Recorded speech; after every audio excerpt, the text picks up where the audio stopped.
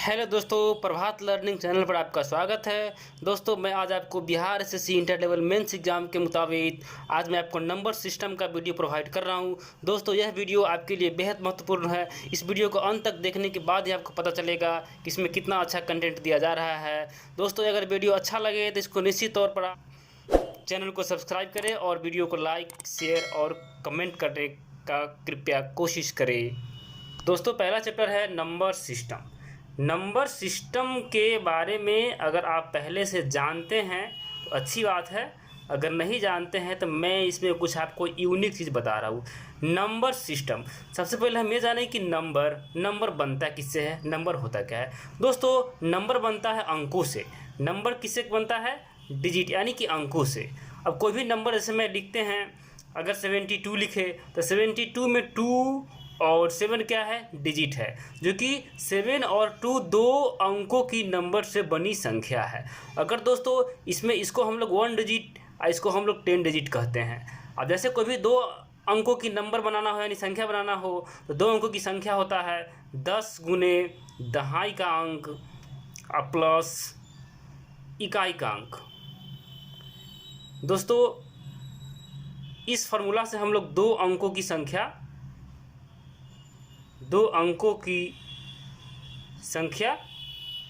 बनाते हैं। तो 3 अंकों का भी 4 अंकों के जितना उससे पोजीशन होता है उसके हिसाब से हम नंबर बनाते हैं। और ये संख्या बन गया तो संख्या का टाइप आपका बहुत सारा संख्या होता है। जैसे अप्राकृत संख्या। अप्राकृत संख्या क्या होता है? इसको हम लोग प्राकृत संख्या को इंग्लिश में कहते हैं नेचुरल नंबर। प्राकृत संख्या यानी नेचुरल नंबर। दोस्तों, नेचुरल नंबर होता है काउंटी की संख्या जो 1 से शुरू होता है और डॉट और इन्फिनिटी तक जाए तो ये होता है नेचुरल नंबर। दूसरा होता है पूर्ण संख्या। पूर्ण संख्या का मतलब हुआ होल नंबर। इसको इंग्लिश में होल नंबर कहते हैं। नाम से ही स्पष्ट होल मतलब पूर्ण का मतलब अगर हम नेचुरल में 0 इंक्लूड कर ले, 0, 1, 2 तो ये चला जाएगा आपका होल नंबर में यानी पूर्ण संख्या में। तीसरा होता है इंटीजर को हम लोग हिंदी में पूर्णांक भी कहते हैं, हिंदी में पूर्णांक कहते हैं। दोस्तों, ये इसमें निगेटिव, 0 और पॉजिटिव तीनों मिला हुआ होता है। यानी कि अगर हम बात करें तो ये माइनस इन्फिनिटी से लेकर के 0 तक, इससे पहले क्या आएगा? -2 आएगा, -1 आएगा। इसके बाद हम चलते हैं 1, 2 डॉट और इन्फिनिटी तक, तो आपका इंटीजर के अंतर्गत आता है। इसमें 3 तरह का हो जाएगा, एक निगेटिव इंटीजर हो गया, एक 0 हो गया और एक पॉजिटिव इंटीजर हो गया।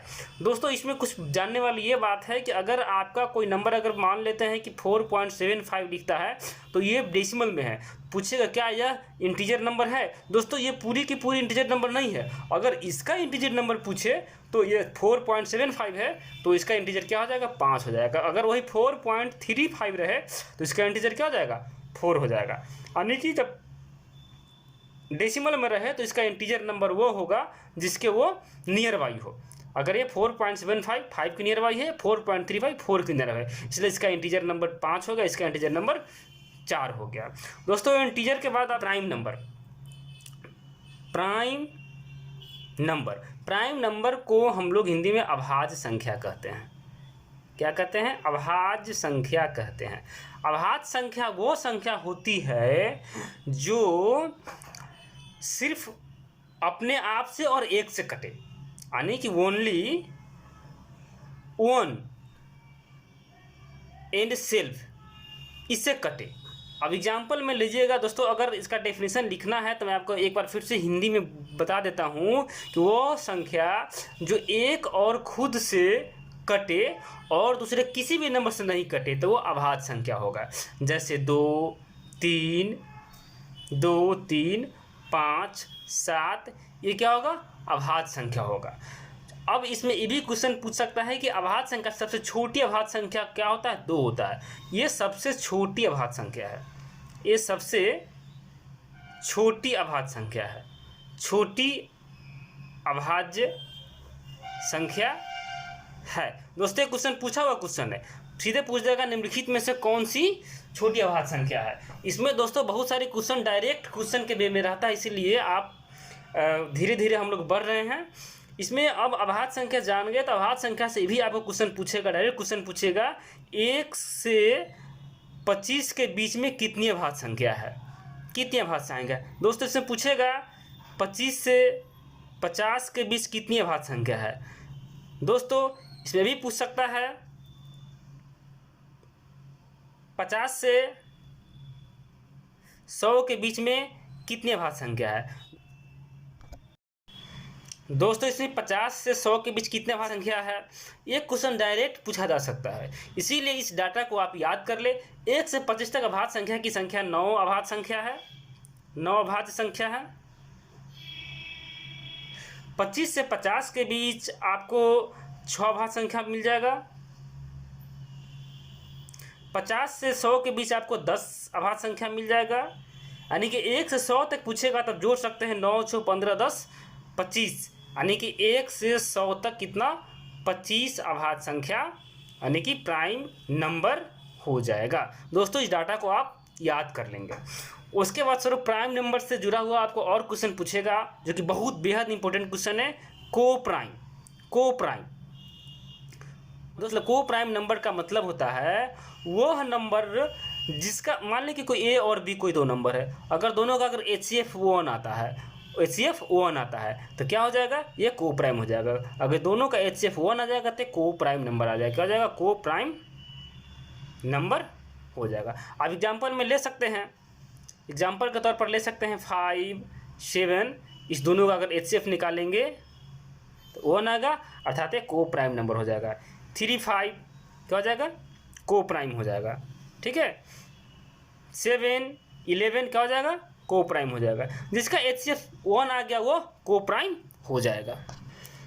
दोस्तों एक और इम्पोर्टेंट प्राइम नंबर है ट्विन प्राइम। ट्विन प्राइम वह होता है जिसमें दो प्राइम नंबरों के बीच 2 का अंतर हो। अगर प्राइम नंबर के बीच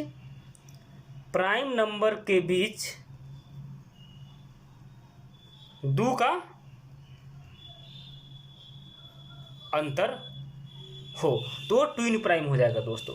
अब जैसे ए और बी कोई ट्विन प्राइम है और दोनों के बीच में अगर 2 का अंतर है, 2 ज़्यादा हो या 2 प्लस हो, तो आप कह सकते हैं कि क्या ट्विन प्राइम है। अब एग्जांपल ले सकते हैं जैसे कि 5, 7 ट्विन प्राइम है, जैसे कि इसके बीच में 2 का अंतर है, 2 का अंतर है, यानी 2 बड़ा है या 2 छोटा होना, 2 बड़ा या 2 छोटा होना चाहिए।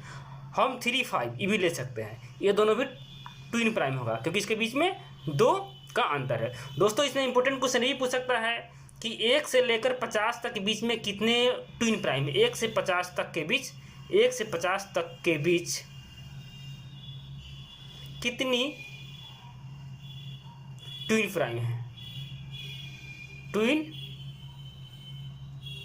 प्राइम नंबर है। दोस्त आप निकाल सकते हैं। अब 1 से लेकर सबसे हम जानते हैं कि छोटा प्राइम नंबर 2 होता है, तो 2 के बाद अगर आप लिखिएगा 2 और 5 तक, क्या इसके बीच में कितना अंतर है, 3 का अंतर है, अर्थात ये ट्विन प्राइम नहीं होगा, ट्विन प्राइम नहीं होगा। यानी कि आपको पहला ट्विन प्राइम होगा 3, 5, 7, उसके बाद आइएगा तो 7 के बाद 8, 9 11 नहीं होगा, नहीं 11, 13। दोस्तों इस तरह से हम निकाल सकते हैं कि 50 तक के बीच में कितने प्राइम नंबर होता है। 11, 13 दोस्त, उसके बाद हो सकता है 17, 19, उसके बाद हो जाएगा 29, 31, उसके बाद हो जाएगा 41, 43, यानी कुल 1, 2, 3, 4, 5, 6, यानी कि 1 से 50 तक 6 ट्विन प्राइम नंबर बनेगा। यानी कि ट्विन प्राइम वैसे प्राइम नंबर का समूह है जिसमें 2 का अंतर होता है, यानी कि वैसे पेयर ऑफ प्राइम नंबर जिसमें 2 का डिफरेंस है वो सब क्या हो जाएगा, ट्विन प्राइम हो जाएगा। यानी कि 1 से 50 तक 6 ट्विन प्राइम संख्या होगा। दोस्तों उसके बाद हो जाएगा कंपोजिट नंबर। कंपोजिट नंबर को हम लोग भाज्य संख्या भी कहते हैं। भाज्य संख्या यह वो संख्या होती है जो खुद और 1 के अलावे किसी भी नंबर से जरूर कटे।